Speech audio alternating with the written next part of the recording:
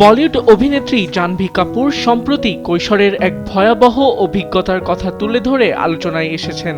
একটি পডকাস্টে তিনি জানান, মাত্র 15 বছর বয়সে স্কুলে পড়ার সময় হঠাৎই একটি পর্ন সাইটে নিজের আপত্তিকর ছবি দেখে তিনি ভীষণভাবে আতঙ্কিত হয়ে পড়েন।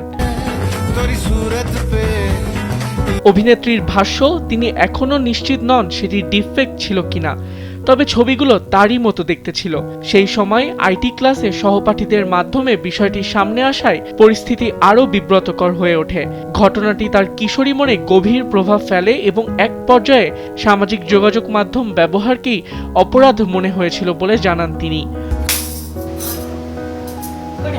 জাহ্নবী বলেন, তখন সাহস করে অভিযোগও করতে পারেননি, তবে এই অভিজ্ঞতার প্রভাব এখনো কাটিয়ে উঠতে পারেননি তিনি।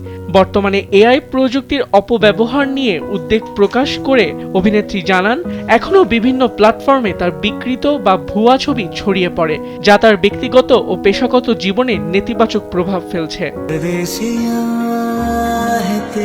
তার মতে, এসব ভুয়া ছবি ভবিষ্যতে কাজের ক্ষেত্রেও ভুল ধারণা তৈরি করতে পারে, যা একজন শিল্পীর জন্য অত্যন্ত উদ্বেগজনক। আবিদ খান, সময়ের আলো।